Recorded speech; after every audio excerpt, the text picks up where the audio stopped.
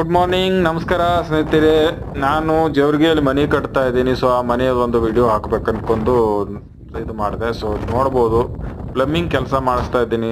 ಇದೆಲ್ಲ bathroom plumbing, water plumbing. So ಇದು plumber ಮಾಡಿ ಹೋಗಿದ್ದಾರೆ, ನೋಡ್ಬೋದು. ಯಾರೆಲ್ಲ ಪ್ಲಮ್ಮರ್ ಇದ್ದೀರಾ, ಆಮೇಲೆ ಈ ಪ್ಲಮ್ಮಿಂಗ್ ಕೆಲಸ ಹೇಗೆ ಆಗಿದೆ ದಯವಿಟ್ಟು ಹೇಳಬೇಕು.